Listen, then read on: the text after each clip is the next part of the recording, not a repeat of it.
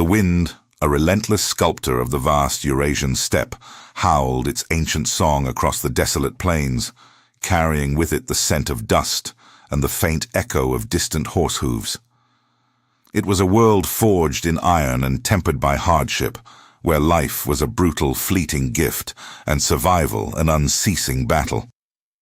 In this unforgiving crucible, a young boy named Temujin was born, destined not merely to survive, but to reshape the very contours of history. His childhood was not one of innocence and play, but of stark lessons in cruelty and the biting sting of loss. Temujin's early years were spent under the watchful, proud gaze of his father, Yesugei, a respected warrior and chieftain. Yesugei instilled in his son the values of courage, cunning, and an unbreakable spirit. But the fragile peace of their nomadic existence was shattered with a suddenness that left Temujin reeling. One fateful day, Yesugei, returning from a journey, was offered hospitality by a rival Tatar clan. The offer, seemingly benign, concealed a venomous treachery. Yesugei, unsuspecting, partook of their feast, only to return to his family camp days later, his body racked with an insidious poison.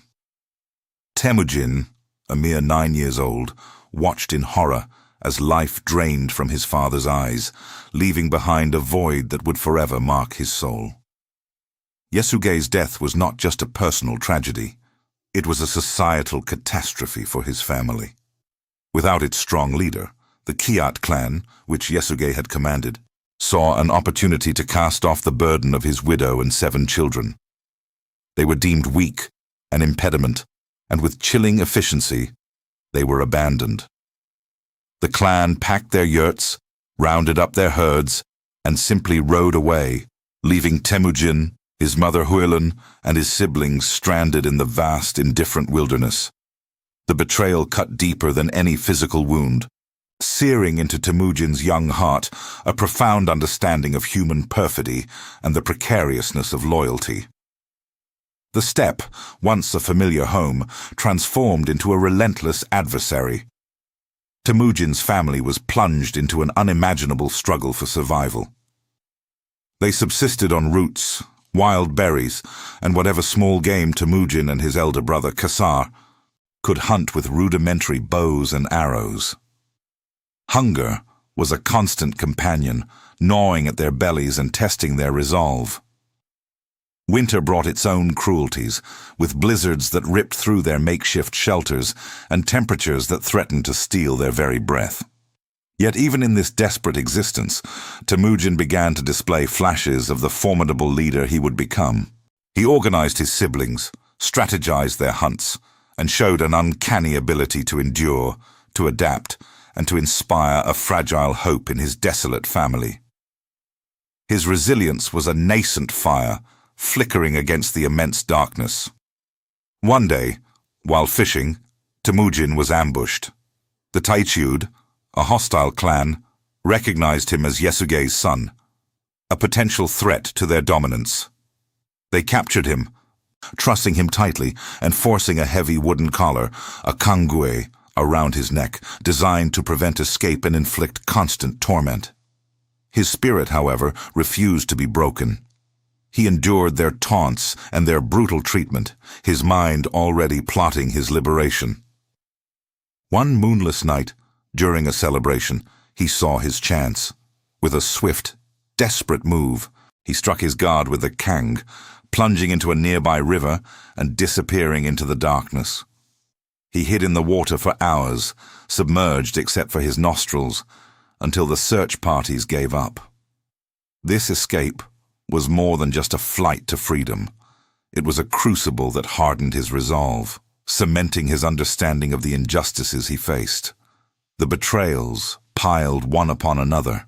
His father's poisoning, his clan's abandonment, his capture by the Taichud.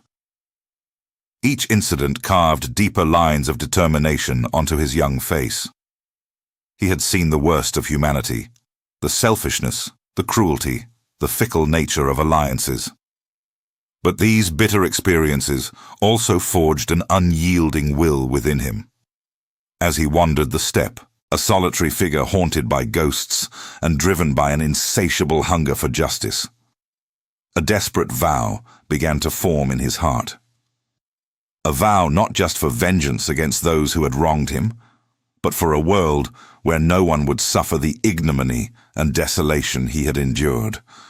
A world where loyalty was paramount and betrayal met with swift, uncompromising retribution. This vow, whispered into the howling wind, would one day shake the very foundations of the world.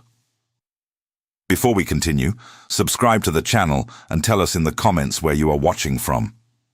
The desolate years following his escape were punctuated by the ever-present gnawing of hunger and the constant threat of rival tribes.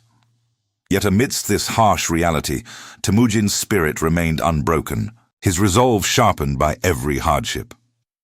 It was during this period of solitary wandering and strategic evasion that fate, or perhaps the will of the eternal blue sky, brought him back into the orbit of Jamuka, a childhood friend, and a man whose path would intertwine with Temujin's in ways both profound and ultimately tragic. Jamuka, charismatic and skilled, hailed from the Jadaran clan. Their reunion was marked by an immediate rekindling of their youthful bond, a solemn ceremony sealing their fellowship as Andahai, or blood brothers. They swore an oath of eternal loyalty, exchanging belts and horses, a sacred pact meant to transcend all tribal divisions and personal ambitions. This alliance was not merely a friendship, it was a strategically vital union for Temujin, providing him with a degree of protection and a small but growing band of loyal warriors. Together, Temujin and Jamuka began to consolidate their nascent power. Their early military exploits were characterized by swift, decisive actions against smaller, fragmented tribes. Temujin, though young, displayed an innate understanding of cavalry tactics and an uncanny ability to inspire unwavering loyalty in his men. His reputation, as a formidable warrior and a shrewd leader, began to spread across the steppe like wildfire, a whisper carried on the wind that promised both hope and fear. Warriors, disenfranchised by their own chieftains or drawn by Temujin's burgeoning legend, began to flock to his banner. They were captivated by his vision of a unified Mongol people, a concept that defied the age-old tradition of constant tribal warfare and raiding. He offered them not just plunder, but a sense of purpose, a promise of stability and justice that was a radical departure from the brutal anarchy they had known. His charisma was not born of grand speeches, but of directness, fairness, and a palpable sense of destiny. He treated his followers with respect, sharing spoils equitably and listening to their concerns, fostering a bond that was rooted in mutual trust rather than inherited authority. Temujin's core belief, nurtured by the betrayals of his youth, was a powerful, almost revolutionary idea for the steppe. That merit, not birthright, should determine a man's position. This philosophy resonated deeply with the common warriors, who often found themselves undervalued and exploited by their aristocratic tribal lords. He started to articulate a grander vision, one that transcended individual tribal loyalties and aimed at forging a single, powerful Mongol nation, united under a single banner. This audacious ambition, however, inevitably brought him into direct conflict with the established tribal leaders. These chieftains, steeped in generations of tradition and fiercely protective of their own power and territories, viewed Temujin's rise with a mixture of apprehension and contempt. They saw him as an upstart, a threat to the delicate balance of power that had long governed the steppe. His growing influence was a destabilizing force, a challenge to their entrenched authority, and they watched his every move with increasing suspicion. As Temujin's star ascended, a subtle yet insidious shift began to occur in his relationship with Jamuka. The initial camaraderie and shared purpose that had bound them together started to fray under the weight of Temujin's growing success. Jamuka, equally ambitious and proud, found himself increasingly overshadowed by his blood brother's burgeoning reputation. While Temujin's followers swelled in number, Drawn by his vision and leadership, Jamuka's own camp remained comparatively smaller, more traditional. The disparity in their fortunes, coupled with the differing philosophies they espoused, Temujin's meritocracy versus Jamuka's adherence to aristocratic lineage, began to sow seeds of resentment in Jamuka's heart. He admired Temujin's prowess, but he secretly coveted his burgeoning influence, his magnetism. The shared ideal of unity slowly gave way to a quiet competition, a struggle for dominance that neither explicitly acknowledged, but which simmered beneath the surface of their brotherhood. The first cracks in their sacred under oath became visible during a seemingly minor dispute. A horse belonging to one of Jamuka's kinsmen was stolen by a man from Temujin's camp. Temujin, adhering to his principles of justice, ordered the thief apprehended and the horse returned, seeking to resolve the matter fairly. Jamuka, however, saw this as an insult, a slight against his authority and the honor of his clan. He demanded a more severe punishment, one that would publicly assert his dominance. The disagreement, seemingly trivial, exposed a fundamental divergence in their characters and their approaches to leadership. Temujin prioritized order and justice for all, while Jamuka clung to the rigid codes of tribal honor and personal prerogative. The incident, though resolved without bloodshed, left an undeniable chill between them. The blood brothers, once inseparable, now stood at a crossroads, their paths diverging with each passing day. The very foundation of their alliance, once so strong, was now beginning to show signs of strain, portending a future rife with conflict and heartbreak. The steppe, ever a witness to the rise and fall of alliances, held its breath. The chill between Temujin and Jamuka deepened with each passing day, quickly transforming from a subtle coolness into an icy chasm. Jamuka, consumed by a festering jealousy and an inability to reconcile Temujin's growing authority with his own diminishing stature, made a fateful decision that would forever alter the course of their lives and the history of the steppe. He chose betrayal. Under the cloak of night, Jamuka, along with his kinsmen and a significant portion of his followers, abandoned Temujin's camp. It was not merely a departure, it was a calculated act of treachery.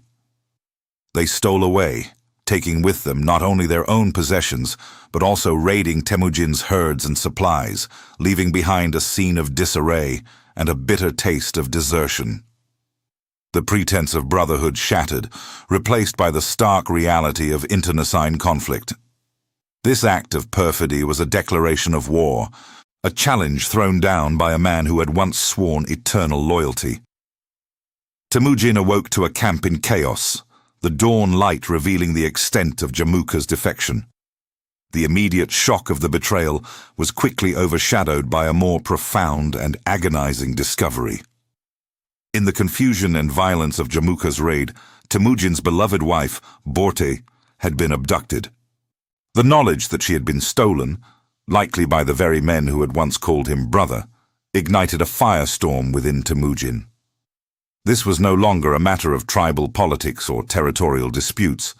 This was a deeply personal affront, a violation of his most sacred bonds. The pain of Jamuka's treachery, coupled with the terror of Borte's unknown fate, fueled a determination in Temujin unlike anything he had experienced before.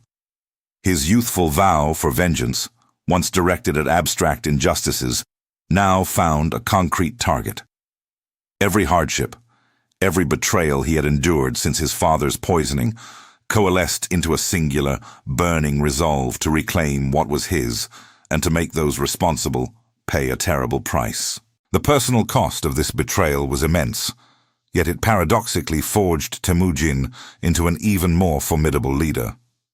He moved with a focused intensity, his grief and rage channeled into strategic action. He rallied his remaining forces, a smaller but fiercely loyal contingent, their faces etched with a shared sense of outrage and steadfast devotion. There was no question of retreat or surrender. Borte had to be rescued, and Jamuka's audacious act could not go unpunished. Temujin understood that to confront Jamuka and his allies, he would need more than just his small band of warriors. He needed powerful allies, and his gaze turned to the west, towards the Ongud tribe and their revered leader, Togrul Khan. Togrul, a former under of Temujin's father, Yasuge, had previously offered Temujin protection and counsel during his darkest times. Now, Temujin appealed to this historical bond, to the ancient traditions of loyalty and reciprocal aid. Temujin approached Togrul Khan not as a supplicant, but as a determined leader seeking justice. He recounted Jamuka's treachery and Borte's abduction, appealing to Togrul's sense of honor and his respect for the established customs of the steppe. Togrul Khan, though initially hesitant to embroil himself in a conflict between two former blood brothers, recognized Temujin's inherent strength and potential. He also understood the gravity of Borte's abduction, an act that threatened the very fabric of tribal society. More importantly, Togrul saw in Temujin a rising power, a force that could either be a valuable ally or a dangerous enemy. He chose alliance. The combined forces of Temujin and Togrul Khan, bolstered by the promise of retribution and the prospect of plunder, formed a formidable army. Temujin, despite his youth, took a leading role in planning the campaign, displaying an intuitive grasp of strategy and logistics. His scouts ranged far and wide, gathering intelligence on Jamuka's movements and the strength of his new allies. The ensuing campaign was swift and brutal. Temujin led his men with a ferocity born of personal agony and unwavering determination. They tracked Jamuka and his confederates across the vast plains, their pursuit relentless. When they finally caught up with the enemy, the battle was fierce. But Temujin's leadership and the combined might of his and Togrul's forces proved overwhelming. Jamuka's newly formed alliance, lacking the deep loyalty and unified purpose that motivated Temujin's men, fractured under the pressure. In the chaos of the battle, Temujin personally led the charge, his focus unwavering on the whereabouts of Borte.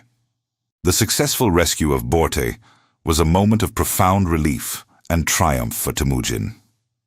She was found, battered but alive, and her return solidified the loyalty of his followers, who had witnessed their leader's unwavering devotion firsthand. The sight of Temujin reuniting with his beloved wife after such a harrowing ordeal galvanized his warriors, transforming a disparate group into a cohesive unit, bound by shared experience and a renewed faith in their leader. The immediate aftermath of Borte's rescue and the rout of Jamuka's forces marked a pivotal turning point in Temujin's journey. This episode of betrayal and retribution served as a brutal lesson, hardening his resolve and sharpening his understanding of power dynamics on the steppe.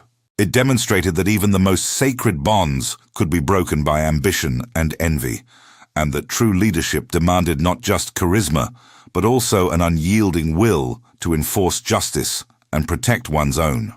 The successful campaign had not only restored his wife to him, but had also significantly enhanced his reputation. He was no longer just the son of Yasuge, nor merely a charismatic leader. He was a force to be reckoned with, a man who would stop at nothing to achieve his goals.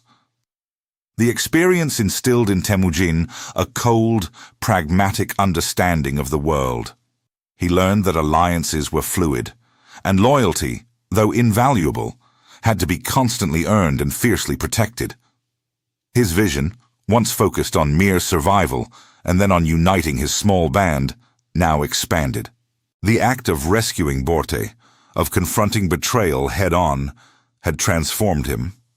He had moved beyond being a victim of circumstance, beyond simply seeking to reclaim what was lost. He now understood that true security lay not just in defending his own, but in actively shaping the environment around him. The steppe, with its endless cycles of raiding and retribution, could not provide the stability he craved unless he imposed it himself. This shift was profound. From seeking vengeance and survival, Temujin's ambition now turned towards conquest, towards forging a new order where such betrayals would be impossible. The rescue of Bort was not an end, but a powerful catalyst, signaling the dawn of a new era for Temujin, and indeed, for the entire Mongol nation. His gaze, once fixed on the personal, now broadened to encompass the grand, strategic game of unifying the disparate tribes of the steppe under one unchallengeable banner. The stage was set for his ascent to unparalleled power. The successful rescue of Borte marked a profound transition for Temujin, a shift from the reactive struggle for survival to a proactive pursuit of dominance. The taste of victory, hard-won and deeply personal, solidified his burgeoning military genius. He had demonstrated not only courage, but a remarkable ability to strategize, to rally disparate forces, and to execute complex operations under immense pressure. His tactical innovations began to emerge, born from necessity and refined through experience. He understood the vast, open plains of the steppe, not as an empty expanse, but as a dynamic battlefield where speed, deception, and coordinated movements were paramount. Temujin moved away from the traditional, often chaotic tribal skirmishes, instilling a discipline and order previously unseen among the Mongol warriors. He drilled his men relentlessly, emphasizing communication, unit cohesion, and the swift execution of commands. This newfound military prowess was soon put to the test as Temujin began the arduous process of defeating the various rival tribes that dotted the steppe. He faced formidable opponents, leaders who had long commanded respect and fear, but Temujin possessed an advantage they lacked: a revolutionary approach to warfare, and more importantly, to leadership. He understood that loyalty could not be bought or inherited. It had to be earned. Where other chieftains relied on lineage and traditional hierarchies, Temujin championed a radical concept: meritocracy. He promoted warriors based on their skill, bravery, and loyalty, regardless of their birth or clan affiliation. A common soldier who displayed exceptional courage in battle could rise through the ranks, even surpassing those of noble birth. This appealed directly to the aspirations of countless young men, creating an army fiercely devoted to him, not to their tribal elders. His campaigns were swift and decisive. Against the Tatar, the Merkits, and other powerful tribes, Temujin employed innovative tactics that confounded his enemies. He utilized feigned retreats to draw opponents into ambushes, employed extensive scouting networks to gather intelligence, and mastered the art of psychological warfare, often spreading rumors of his army's invincibility before a single arrow was fired. His forces moved with unparalleled speed, covering vast distances in short periods, striking unexpectedly and overwhelming his adversaries. The sheer efficiency and brutality of his victories sent ripples of fear and respect across the steppe. Tribes that once defied him now either fell before his might or sought to align themselves with his growing power. Temujin's reputation grew with each conquest. He was seen as a leader who not only led from the front, but also cared for his men, sharing their hardships and rewarding their successes. He was fair, yet unyielding. Those who swore allegiance to him were protected and integrated into his burgeoning nation. Those who resisted faced swift and merciless destruction. This clear, uncompromising stance, combined with his military genius, began to break down the ancient tribal loyalties that had fragmented the Mongol people for centuries.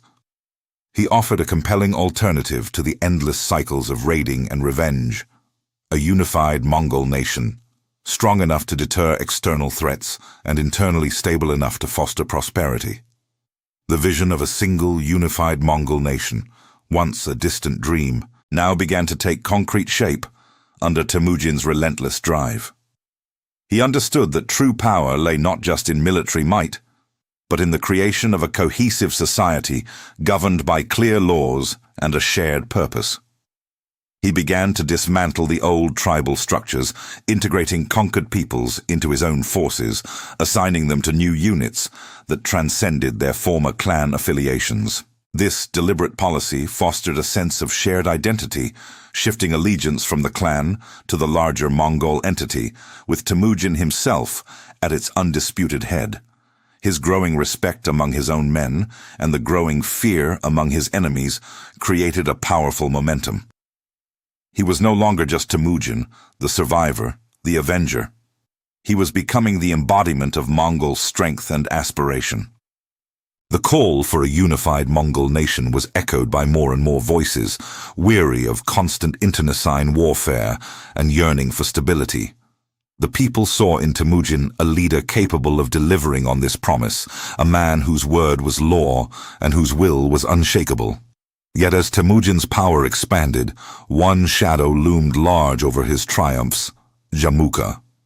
His former blood brother, the man who had initiated the betrayal and the abduction of Borte, remained a persistent thorn in his side. Jamuka, though defeated in the immediate aftermath of Borte's rescue, had not been captured. He had regrouped, gathering around him other disgruntled chieftains and those who clung to the old ways, wary of Temujin's radical reforms and his growing authority. Jamuka embodied the resistance to Temujin's vision of a unified steppe, representing the fragmented past that Temujin sought to overcome.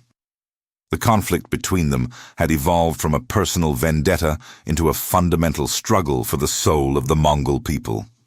It was a clash between two visions of the future: Jamuka's adherence to traditional tribal autonomy and Temujin's revolutionary drive for centralized power. The stage was set for an inevitable, final confrontation.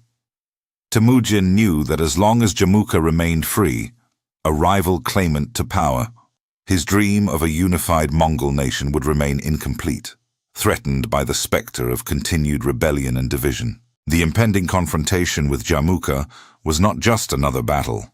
It was the ultimate test of Temujin's leadership, his vision, and his destiny. The future of the steppe, and indeed, much of Asia, hung in the balance, awaiting the outcome of this deeply personal and profoundly historical clash. The air thrummed with an unspoken tension, a prelude to the storm that was about to break across the vast plains. Temujin, now a seasoned commander, meticulously prepared his forces, knowing that this was not merely another tribal skirmish, but the decisive battle for the future of the steppe. Jamuka, his former blood brother, had amassed a considerable army, drawing together those who feared Temujin's rising power and those who clung fiercely to the old ways of fragmented tribal independence. Intelligence from scouts reported Jamuka's forces to be numerically superior, a disparate collection of tribal warriors, each chieftain commanding his own contingent, united only by their opposition to Temujin. Yet, Temujin saw not a formidable host, but a weakness in their disunity, a lack of cohesive command that his disciplined, merit-based army could exploit. The battlefield chosen by fate was a sweeping expanse, perfect for the kind of mobile warfare Temujin had perfected. He arrayed his troops with cunning precision, employing tactics that would become legendary. His light cavalry, swift as the wind, were positioned to harass and draw out Jamuka's flanks, while his heavier units remained concealed, ready to deliver a crushing blow. The battle began with a furious charge from Jamuka's forces, a chaotic wave of warriors eager to overwhelm Temujin through sheer numbers. But Temujin's men held their lines with unyielding discipline, absorbing the initial shock, then counterattacking with devastating precision. The clash was brutal, a maelstrom of steel, arrows, and thundering hooves. Yet, amidst the chaos, Temujin's strategic brilliance shone like a beacon. He orchestrated feigned retreats that lured Jamuka's eager but undisciplined warriors into traps. His archers rained down volleys with terrifying accuracy, thinning the enemy ranks, while his cavalry executed sweeping maneuvers, outflanking and encircling segments of Jamuka's army. The cohesion and shared purpose of Temujin's men were starkly contrasted by the individualistic, often uncoordinated efforts of Jamuka's diverse tribal contingents. As the battle wore on, confusion began to spread through Jamuka's ranks. Orders were misunderstood, units failed to support each other, and the initial numerical advantage began to unravel under the relentless pressure of Temujin's coordinated assault. By the day's end, the victory was undeniable, complete, and utterly decisive. Jamuka's forces were shattered, their resistance broken, their chieftains either fallen or in full flight. The battlefield was littered with the vanquished, a grim testament to Temujin's military genius. Among the captured prisoners, brought before Temujin amidst the dust and the fading light, was Jamuka himself. He stood defiant, his face smeared with grime and blood, but his eyes still burning with an unquenchable pride. Temujin looked upon his former blood brother, and a profound, complex swirl of emotions gripped him. This was not merely an enemy chieftain. This was the companion of his youth, the one with whom he had sworn an oath under the vast steppe sky, the man who had once shared his dreams. The personal history between them, a tapestry woven with threads of camaraderie, betrayal, and bitter rivalry, weighed heavily on Temujin. He remembered the hunts, the shared meals, the laughter, and the solemn vow of brotherhood. Now, only the echoes of that past remained, overshadowed by the chasm of their irreconcilable ambitions.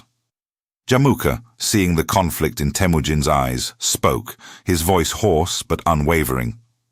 He acknowledged Temujin's victory, not with humility, but with a fierce, almost fatalistic acceptance. He declared that there could only be one true leader on the steppe, and since fate had chosen Temujin, he would not serve another. He requested a noble death, one befitting a chieftain and a blood brother, a death without the shedding of his sacred blood.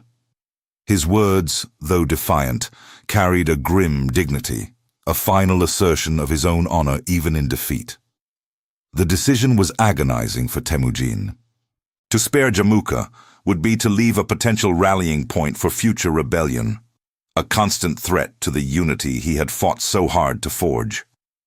To execute him, however, was to sever the last fragile tie to a deeply personal past, to extinguish a life that had once been intertwined with his own. Yet Temujin's vision for a unified Mongol nation was paramount, transcending personal sentiment. He understood that mercy, in this instance, could be a weakness, jeopardizing the very foundation of his nascent empire. The stability of the steppe, the future of his people, demanded a clear, uncompromising resolution. With a heavy heart, Temujin granted Jamuka's request. The symbolic execution of Jamuka, carried out without spilling his blood, was a grim, powerful message to all who might defy the new order. It was a final, chilling act that cemented Temujin's authority and underscored the absolute nature of his rule. The death of Jamuka marked not just the end of a long and bitter rivalry, but the definitive eradication of the old, fragmented tribal system. The path was now clear. The last major obstacle to Temujin's complete dominance of the steppe had been removed. The personal anguish of the decision was a burden Temujin bore alone, a silent cost of his ambition. As the sun set, casting long shadows across the land, the victorious army gathered. The scattered tribes, now subdued or allied, would soon be integrated into a new whole. The era of endless tribal warfare was drawing to a close. From the crucible of betrayal and bloodshed, from the ashes of ancient rivalries, a new leader had emerged, tempered by hardship and forged by conquest. The man who had once been the abandoned boy, Temujin, had completed his arduous journey towards absolute power. The stage was now set for a transformation far grander than anyone could have imagined. The unified steppe, under his single, undisputed command, was no longer just a dream. It was a reality. And from this reality, a legend was about to be born, a name that would echo through history, striking fear and awe in equal measure across continents. The age of Temujin was over. The birth of Genghis Khan was at hand. The vast expanse of the steppe, once a battleground for countless skirmishes and tribal feuds, now lay under a singular, undisputed authority. The demise of Jamukha had extinguished the last significant flame of resistance, paving the way for an unprecedented unification. With the internal threats quelled and the major tribal leaders either subjugated or allied, the time was ripe for Temujin to formalize his dominion, to translate his military might and strategic genius into a lasting political structure. The stage was meticulously set for an event that would forever alter the course of history: the Kurultai. This grand assembly, a time-honored tradition of the Mongol people, was convened on the sacred plains, drawing together chieftains, warriors, and elders from every corner of the newly pacified territories. The air crackled with anticipation, a mixture of reverence and underlying apprehension. They gathered not merely to acknowledge a victor, but to witness the birth of something entirely new, something that transcended the fragmented tribal identities they had known for generations. Temujin, no longer just a tribal leader, but the architect of a unified people, stood before them, his presence radiating an undeniable power and resolve. In a moment of profound historical significance, Temujin was formally proclaimed Genghis Khan, the universal ruler. The title itself, Genghis, resonated with connotations of strength, vastness, and unyielding authority, perfectly encapsulating the boundless ambition of the man who now bore it. This was not a mere change of name. It was a metamorphosis, a symbolic shedding of his past as a struggling orphan and a declaration of his future as the unparalleled leader of a burgeoning nation. His rise from an abandoned child to the great Khan was a testament to his indomitable spirit, his tactical brilliance, and his unwavering vision. With the thunderous acclamation of the Kurultai still echoing across the plains, Genghis Khan immediately embarked on the monumental task of solidifying his rule and establishing the framework for his nascent empire. His first, and arguably most enduring, contribution was the establishment of the Yasa, a comprehensive code of law that would govern every aspect of Mongol life. This wasn't just a collection of decrees. It was a revolutionary legal system designed to enforce order, ensure justice, and foster loyalty across a diverse and geographically dispersed population. The Yasa prescribed harsh penalties for crimes like theft, perjury, and disobedience, but it also promoted religious tolerance, protected merchants, and mandated the sharing of spoils, directly addressing the endemic issues that had plagued the steppe for centuries. It was a bold move, replacing the arbitrary customs of individual clans with a universal legal framework that bound all Mongols under a single, overarching authority. Simultaneously, Genghis Khan turned his formidable organizational skills to the military. He understood that his power rested on the unwavering loyalty and discipline of his armed forces. He refined and expanded the army, transforming it into an unstoppable war machine. Tribal affiliations were deliberately broken down, replaced by a merit-based system where promotion was earned through skill and courage, not lineage. Soldiers were organized into decimal units, tens, hundreds, thousands, and tumens, creating a tightly integrated and highly mobile fighting force. Each unit was self-sufficient, capable of rapid deployment and independent action, yet seamlessly integrated into the larger command structure. Discipline was absolute, training rigorous, and loyalty to the Khan paramount. This army, a formidable blend of horsemanship, archery, and strategic coordination, was unlike anything the world had ever seen. The vision of Genghis Khan extended far beyond the unification of the Mongol tribes. He harbored a profound ambition, a desire to forge a world empire, to bring all nations under the banner of the eternal blue sky. This was not merely a conqueror's lust for land. It was a strategic imperative, born from the understanding that a unified Mongolia, if it were to prosper, needed to control trade routes, access resources, and project its power. He saw the wealth and sophistication of the settled civilizations to the east and west, and he knew that his people, once masters of survival, could now become masters of the world. The consolidation of power within Mongolia was ruthless but effective. Any lingering pockets of resistance were swiftly crushed, and those who dared to challenge the Yasa faced severe consequences. Genghis Khan also initiated internal reforms aimed at improving communication and administration. A sophisticated postal relay system, the YAM, was established, ensuring rapid transmission of messages and goods across his vast domain. Skilled artisans, scholars, and administrators from conquered territories were integrated into the Mongol system, their talents harnessed to serve the burgeoning empire. He promoted literacy, understanding its importance for governance and communication. As the internal foundation of his empire grew stronger, an almost palpable shift occurred in the Khan's demeanor and focus. His gaze, once fixed on the immediate threats of the steppe, now broadened, sweeping across the horizons, envisioning lands far beyond the familiar pastures. The preparations for expansion were meticulous, deliberate, and shrouded in the disciplined secrecy that had become a hallmark of his regime. Scouts were dispatched, intelligence gathered, and supply lines meticulously planned. The Mongol hordes, now a unified, disciplined, and highly motivated fighting force, stood ready. The great Khan had consolidated his dominion, codified his laws, and forged an army of unparalleled might. The steppe had been conquered. Now, the world awaited. The gaze of Genghis Khan turned decisively westward, towards the bustling cities and ancient empires that lay beyond the familiar plains, setting the stage for an era of unprecedented conquest and transformation.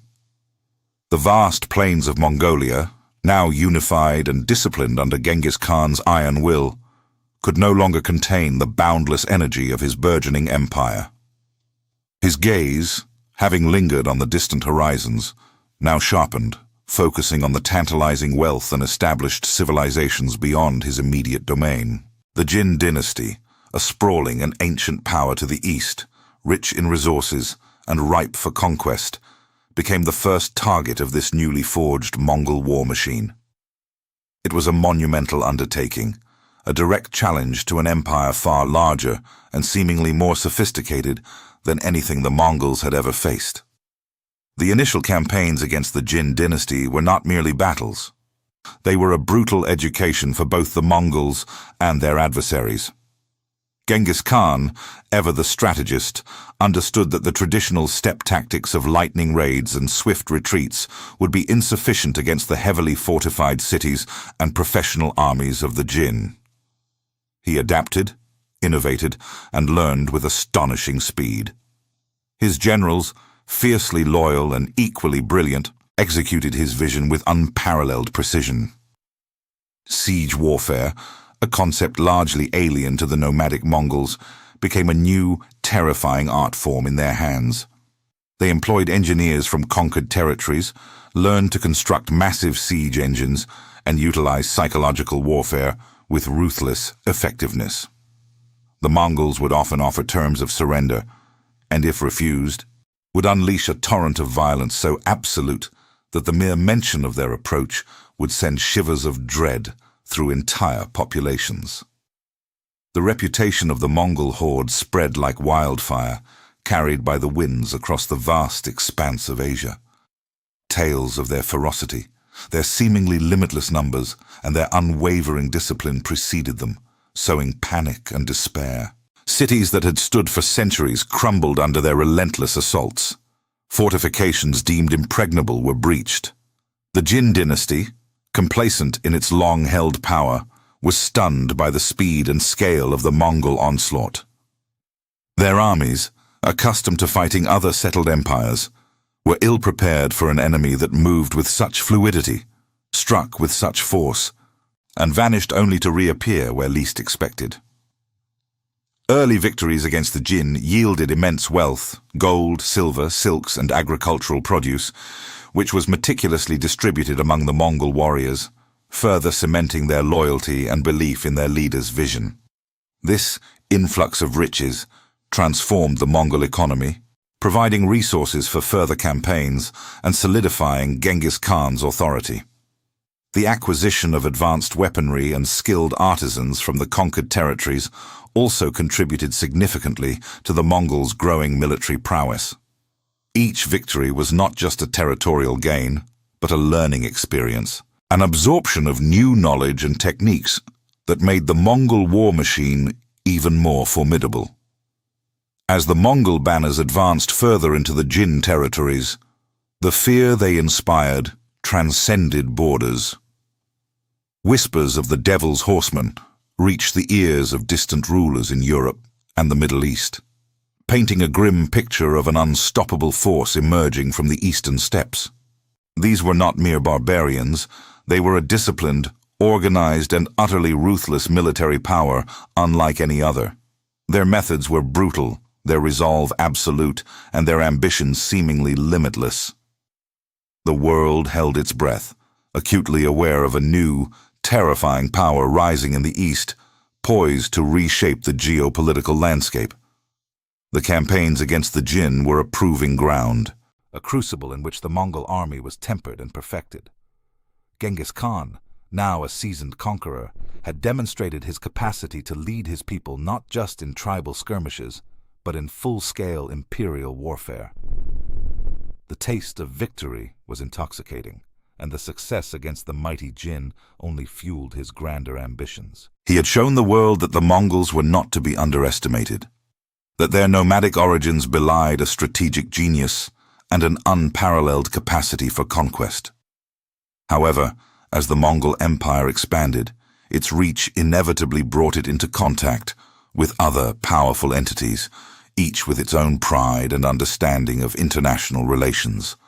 The vast, wealthy, and strategically important Khwarezmian Empire, situated to the west, represented both a lucrative trade partner and a potential obstacle to Genghis Khan's vision of a universal dominion. The stage was set for a confrontation, not born of immediate aggression, but from a fatal misunderstanding, a clash of cultures and expectations that would ignite a conflict of unparalleled ferocity. The fateful encounter with the Khwarezmian Empire was looming, a storm cloud gathering on the horizon, promising a devastation that would redefine the very concept of warfare and leave an indelible scar on the face of the earth. The ominous storm cloud, which had been gathering on the distant horizon, finally unleashed its fury upon the Khwarezmian Empire. Genghis Khan, ever the pragmatist and strategist, initially sought not conquest, but connection with this powerful Western neighbor. He understood the immense benefits of trade, recognizing that a stable exchange of goods could enrich his burgeoning empire and provide access to resources not readily available on the steppes. With this vision of peaceful commerce, he dispatched a caravan of Mongol merchants, laden with precious furs, silks, and other goods, accompanied by a contingent of esteemed Mongol envoys. Their mission was clear: to establish diplomatic relations and forge a mutually beneficial trade agreement with Shah Muhammad II, the ruler of the Khwarezmian Empire. However, the Shah, blinded by arrogance and a profound misunderstanding of the burgeoning Mongol power, saw not an opportunity for alliance, but a collection of mere barbarians, an easy target for plunder and a challenge to his perceived supremacy.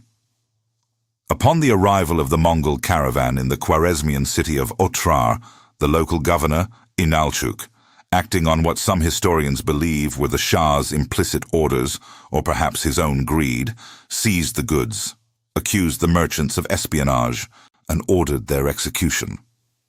The Mongol envoys, sacred representatives of Genghis Khan, were brutally murdered, their heads sent back to the great Khan as a grotesque display of defiance. This act was not merely a crime.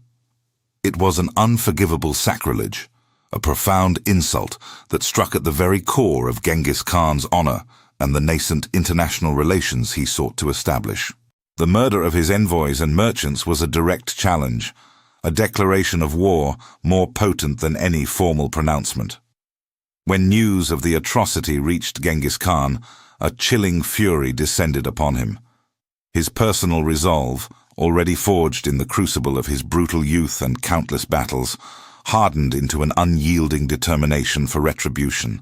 The carefully cultivated image of a pragmatic ruler, willing to negotiate and trade, shattered, revealing the relentless conqueror beneath. Genghis Khan, known for his ability to control his emotions, was consumed by a righteous wrath.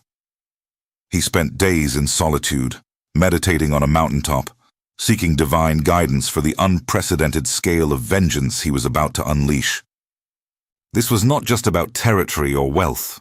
It was about the fundamental principles of sovereignty and respect, principles that the Khwarezmians had violated with such reckless abandon. The insult was personal, a direct affront to his authority and the dignity of his people. From that moment, the fate of the Khwarezmian Empire was sealed. He gathered his most trusted generals and his sons, his voice resonating with an uncharacteristic intensity as he laid bare the depths of the Khwarezmian betrayal. The decision for war was unanimous, driven by a shared outrage and an unwavering loyalty to their Khan. The Mongol war machine, sharpened and perfected during the Jin campaigns, was now to be unleashed with an unprecedented ferocity. This would be a campaign unlike any other, not for expansion alone, but for absolute, unequivocal retribution. The great Khan meticulously planned his response. He mobilized an army estimated to be around 100,000 to 200,000 warriors, a force so vast and disciplined it dwarfed any army the Khwarezmians could field.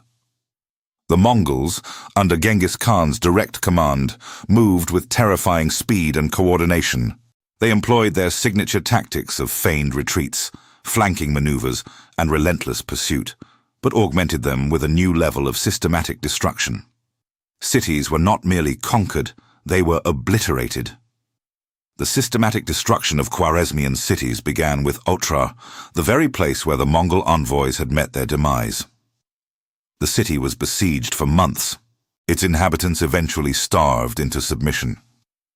When it finally fell, the governor, Inalchuk, was captured and reportedly executed by having molten silver poured into his eyes and ears, a grim message sent to any who dared defy the great Khan.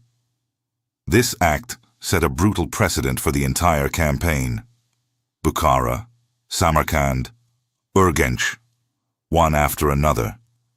These magnificent centers of Islamic civilization, once jewels of the Silk Road, fell to the Mongol onslaught.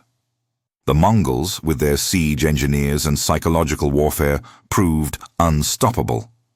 They diverted rivers to flood cities, built mountains of severed heads as warnings, and systematically massacred populations, often sparing only artisans and young women who were then enslaved. The sheer scale of the devastation was unimaginable.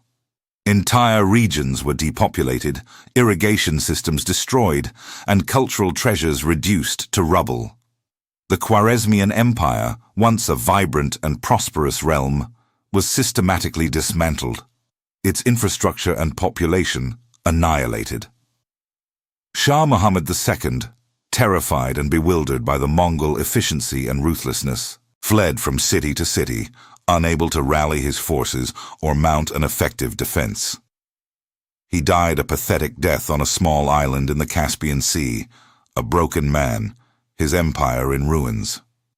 His son, Jalal ad-Din Mingburnu, valiantly attempted to resist, but even his courage and tactical skill could not withstand the tidal wave of Mongol vengeance. The campaign against the Khwarezmian Empire was a turning point, not just for the Mongols, but for the entire world. It showcased the terrifying power of a unified and vengeful Mongol horde, leaving an indelible mark on the historical consciousness of both East and West. The devastation was so absolute, so profound, that it reshaped the very landscape of Central Asia, wiping entire cities off the map and altering the demographic and cultural fabric of the region for centuries to come. The message was clear. Defy Genghis Khan at your peril. The world watched in horror and awe as the great Khan, once a unifier, transformed into an instrument of unparalleled destruction, demonstrating the devastating consequences of a slighted sovereign. The echoes of this cataclysmic war would reverberate across continents, forever altering the course of history. The unparalleled brutality unleashed upon the Khwarezmian Empire left an indelible scar upon the earth, a testament to the terrifying efficacy of Genghis Khan's wrath.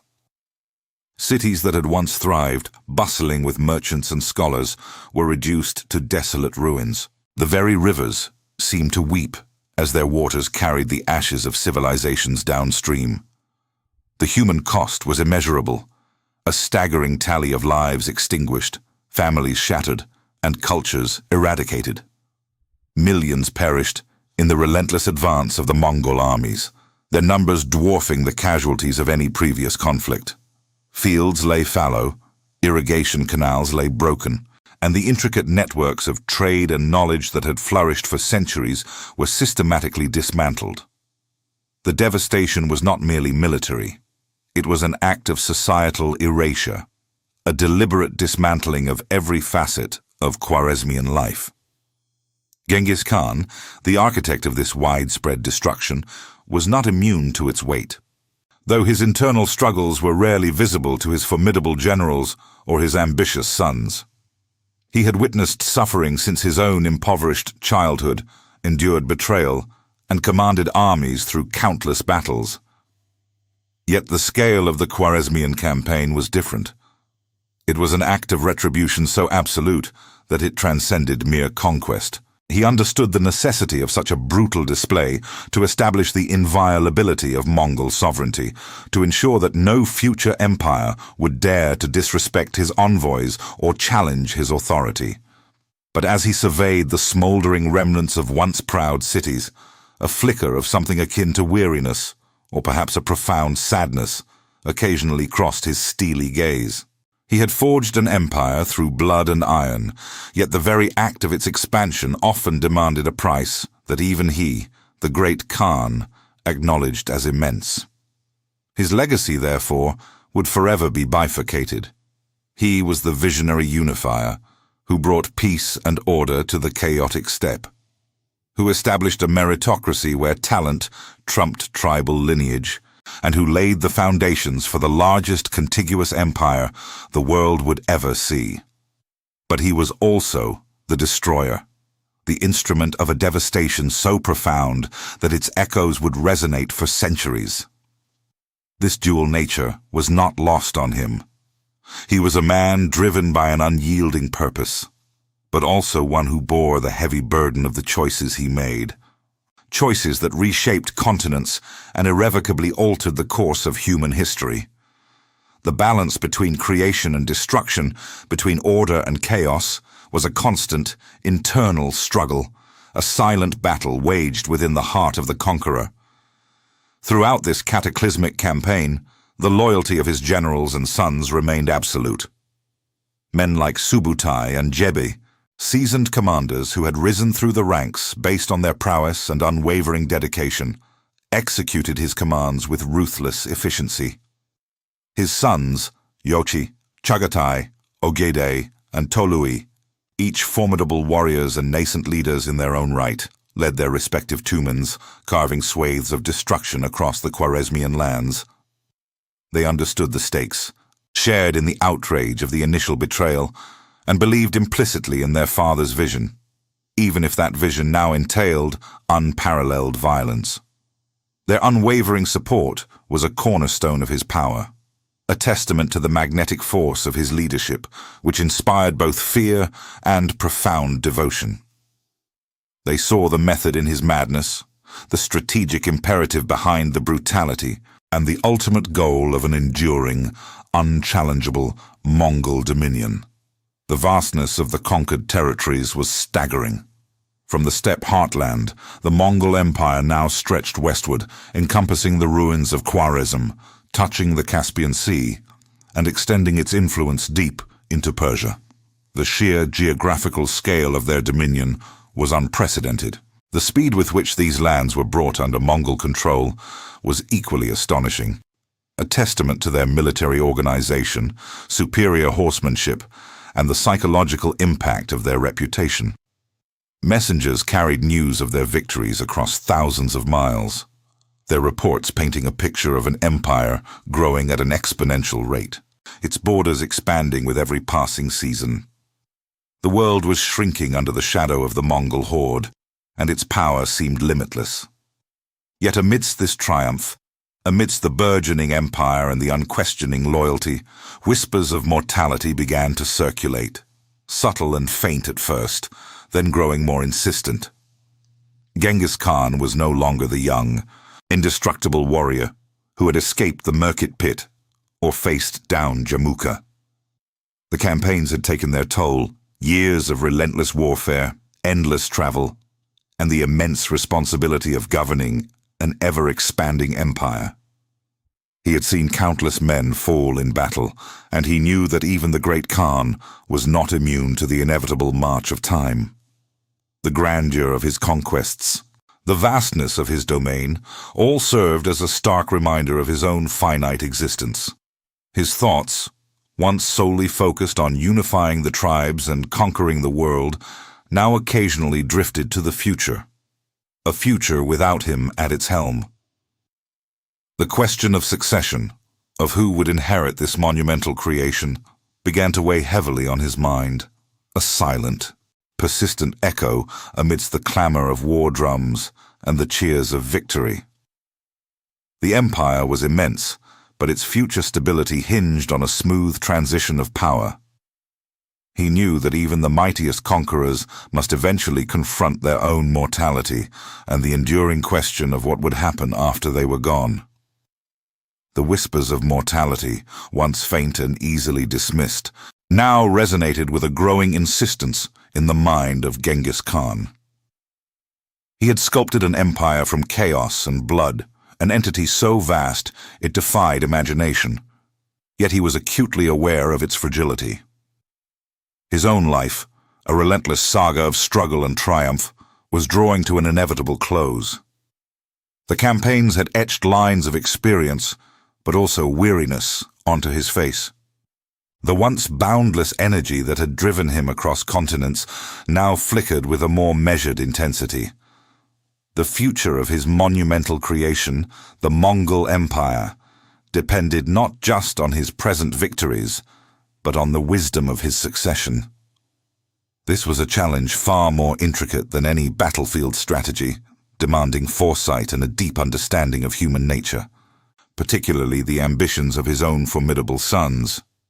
He often observed his sons, Yochi, Chagatai, Ogedei, and Tolui, during council meetings and military briefings, weighing their strengths and weaknesses, their loyalties and their aspirations. Each possessed qualities suited for leadership, yet each also harbored flaws that could, if unchecked, tear apart the very fabric of the empire he had so painstakingly woven. Yoshi, the eldest, was a skilled warrior and a capable commander, but shadows of doubt regarding his true parentage, a lingering consequence of Borte's abduction, cast a subtle pall over his legitimacy in the eyes of some. Chagatai, fiercely traditional and rigid, possessed an unyielding adherence to the yasa, but his inflexibility could prove detrimental in adapting to the diverse cultures now under Mongol rule. Ogedei, perhaps the most balanced in temperament, was known for his generosity and diplomatic skill, yet he sometimes lacked the ruthless decisiveness that had defined his father's reign. Tolui, the youngest, was a brilliant military tactician, inheriting much of his father's martial prowess, but his youthful impetuosity and love for plunder could lead to instability. The importance of maintaining the unity of the empire was paramount in his thoughts. He had spent a lifetime forging disparate tribes into a cohesive nation, and he knew that internal strife, particularly among his heirs, was the greatest threat to its continued existence. The memory of Jamukha's betrayal, a wound that had never fully healed, served as a constant reminder of how quickly blood brothers could turn into bitter enemies. He had observed the destructive rivalries that plagued other empires, their downfall often hastened by squabbling successors. His legacy, he understood, would be defined not just by his conquests, but by the stability he bequeathed to the generations that followed. In quiet moments, away from the clamor of the camp, he convened with his most trusted generals and advisers, seeking their counsel, testing their loyalty, and subtly preparing them for the transition. He spoke not of his death, but of the inevitable cycle of leadership, emphasizing the sacred duty of protecting the Yasa and upholding the principles of meritocracy and collective decision-making. He stressed that the empire was not merely a personal possession, but a sacred trust, a testament to the sacrifices of countless warriors and the vision of a united Mongol people. His final counsel to his family and generals was not a series of commands, but a distillation of his life's wisdom. To prioritize the empire above personal ambition, to resolve disputes through consensus, and to always remember the harsh lessons learned on the unforgiving steppe. The enduring principles of the Yasa, his meticulously crafted law code, were to be the bedrock of this continued unity. It was more than just a set of rules. It was a societal blueprint, a moral compass designed to guide his successors. It enshrined justice, discipline, religious tolerance, and the sanctity of alliances, providing a framework for governance that transcended tribal loyalties and personal vendettas. He believed that if his sons and their descendants adhered to the Yasa, the empire would not only survive but thrive, continuing its expansion and bringing order to a chaotic world. The Yasa was his ultimate gift to his people, a legacy intended to outlast even his own formidable name. This careful consideration of succession, this deliberate planning for the future, was the foundation for the largest contiguous empire in history. He had not merely conquered lands, he had established an administrative system, a legal code, and a philosophy of governance that would allow his vast dominion to endure. He had transformed a collection of nomadic tribes into a sophisticated, albeit ruthless, imperial power. The question was not if he would die, but how his empire would continue without him.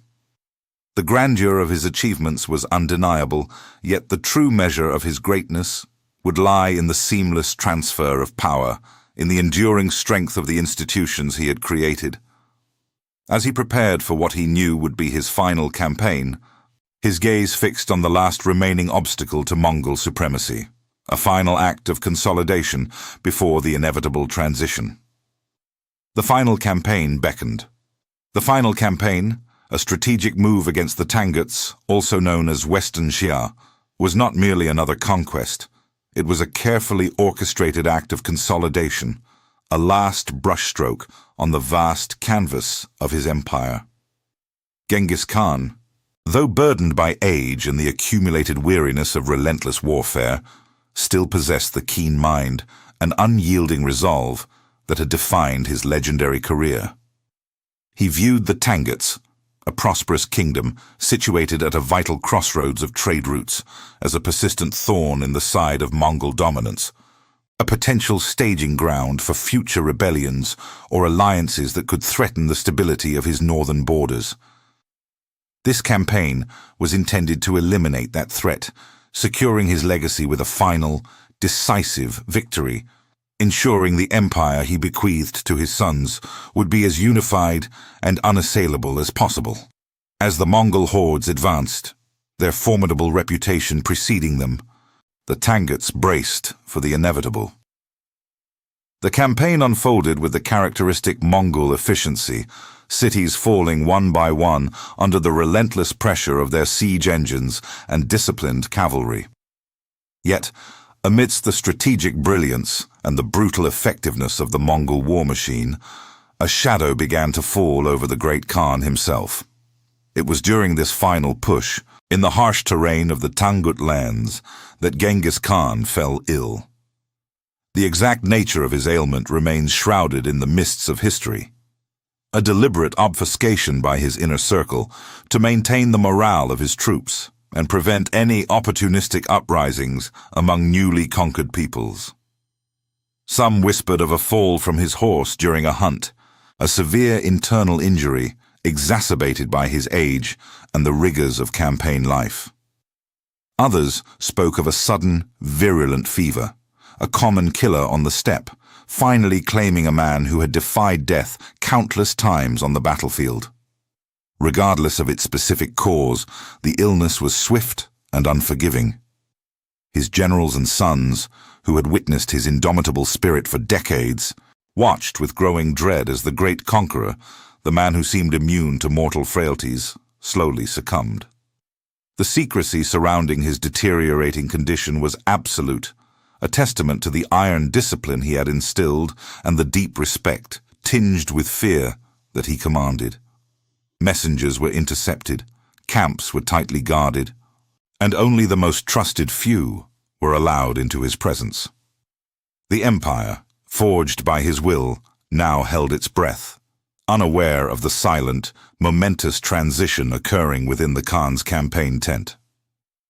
The man who had reshaped continents was now engaged in his final solitary battle, one that even his unparalleled might could not win. When the end finally came, it was met with a profound sense of loss and an even greater determination to uphold his final wishes. The news of his death was initially suppressed, a meticulously planned deception to ensure the successful conclusion of the Tangut campaign and to prevent any premature challenges to the succession. The Tangut capital, then still under siege, fell shortly after his passing, its capture a grim, posthumous victory for the great Khan. His body, prepared for its final journey, was then brought back to Mongolia in a solemn clandestine procession. The return was shrouded in secrecy, a deliberate act to protect his resting place from desecration and to preserve the mystique of the man who had become a living legend. The exact location of his burial remains one of history's most enduring mysteries. According to tradition, his funeral escort killed anyone they encountered along the route, ensuring that no one could pinpoint the site. His followers believed that if his tomb were ever discovered, it would unleash a curse upon the world, or perhaps simply expose the vulnerabilities of the empire he had built. Legends abound, that a river was diverted over his grave, or that a forest of trees was planted to conceal it, or that thousands of horses were stampeded over the freshly turned earth to erase any trace. Whatever the method, the secret of Genghis Khan's final resting place has been kept for centuries, a silent monument to the power of his legacy and the loyalty of his people. The immediate aftermath of his death was a period of controlled transition, a testament to the foresight he had exercised in planning for his succession. The empire, though grieving, did not fracture. His chosen successor, Ogedei, was enthroned as the great Khan, a decision that, while not universally popular among his brothers, was largely accepted due to Genghis Khan's explicit directive and the deep-seated respect for his authority. The Yasa, his meticulously crafted law code, provided the framework for this transition, ensuring continuity and stability. His generals, hardened veterans of countless campaigns, remained loyal, upholding the unity he had so fiercely championed. The world, which had trembled under the shadow of the great Khan, now had to reckon with his absence and the question of whether his monumental creation could endure without its architect. The vast, sprawling empire he had forged now stood at a crossroads, its future resting on the shoulders of his sons and the enduring power of his vision. The world without its conqueror, though momentarily hushed, would soon feel the reverberations of his legacy in unforeseen ways. The world without its conqueror, though momentarily hushed, would soon feel the reverberations of his legacy in unforeseen ways. The immediate impact of Genghis Khan's death was not the collapse many outside observers might have predicted. Instead, it was a testament to the meticulous planning and the formidable institutional framework he had established. The vast Mongol Empire, stretching from the Pacific Ocean to the Caspian Sea, did not splinter into warring factions immediately.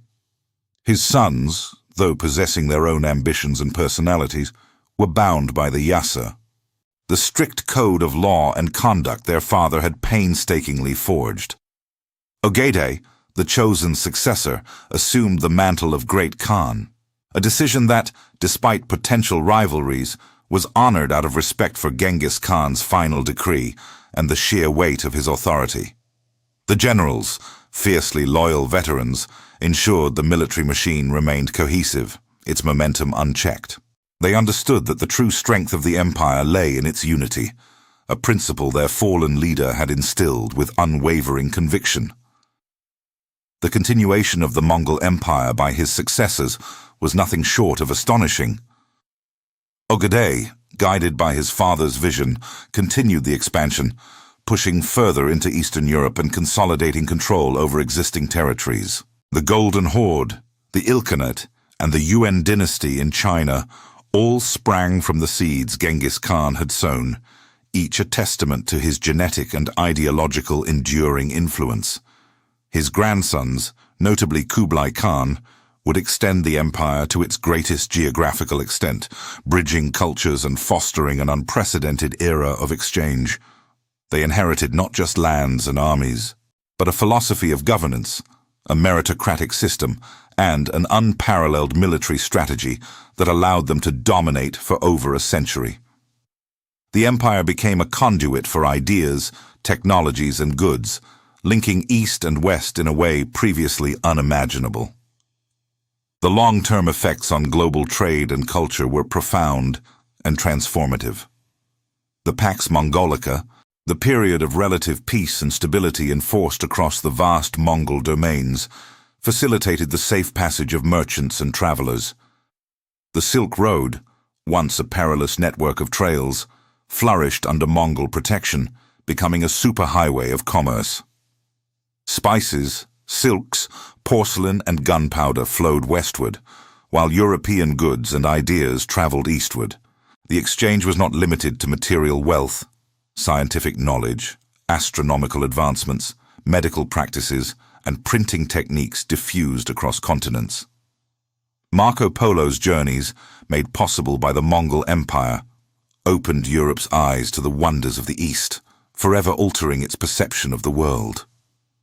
The impact on cartography, navigation, and exploration was immense, indirectly contributing to the Age of Discovery centuries later.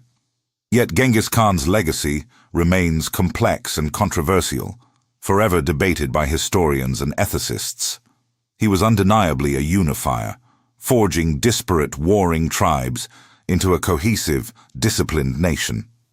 He was a visionary who saw beyond the petty squabbles of the steppe, envisioning a unified world under Mongol rule. His military genius was unparalleled, his strategies studied even today. He implemented a written script, established postal routes, and promoted religious tolerance within his vast domains. He lifted common men to positions of power based on merit, not birth, a revolutionary concept for his time. These achievements paint the portrait of an enlightened, albeit stern, leader. However, the shadow of his ruthlessness looms large. The cost of his empire building was immense, measured in millions of lives lost, cities razed, and cultures shattered. The systematic destruction of populations, particularly during the Khwarezmian campaign, stands as a stark reminder of the brutal efficiency of his conquests. He did not shy away from terror as a weapon, understanding its psychological impact on resistance. For many, especially those whose ancestors suffered under the Mongol onslaught, he remains a symbol of unparalleled destruction, a harbinger of death and devastation. His name, for centuries, evoked fear and dread across vast swathes of Eurasia. The myths and legends that surround him further complicate his historical image. The secrecy of his burial, The tales of rivers diverted and forests planted only added to his mystique. He became less a man and more a force of nature, a figure of almost supernatural power. Stories of his divine mandate, his unbreakable will, and his seemingly effortless victories spread like wildfire, shaping perceptions for generations. He was depicted as both a savage barbarian and a divinely appointed emperor, a contradiction that continues to fuel fascination and scholarly debate. A reflection on his vision, ambition, and ruthlessness reveals the multifaceted nature of his genius. His vision was audacious, to unite the world under a single banner, to bring order to chaos. His ambition was boundless, driving him to overcome every obstacle, to push the boundaries of what was thought possible. His ruthlessness was a tool, a means to an end, deployed without hesitation when he believed it served the greater purpose of his empire. He was a product of his harsh environment, a man who understood that survival on the steppe often demanded extreme measures. He was a man of his time, yet he transcended it, laying foundations that would shape the future for centuries. His indelible mark on history is forever debated, a testament to the enduring power of his actions and the complexity of his character. Genghis Khan was not merely a conqueror, he was a catalyst, an architect of change who reshaped the geopolitical landscape, spurred global interaction, and irrevocably altered the course of human civilization. His legacy is a tapestry woven with threads of glory and devastation, innovation and brutality, unification and terror. He remains one of history's most enigmatic and impactful figures, a name that echoes through time, forever challenging our understanding of power, leadership, and the human condition.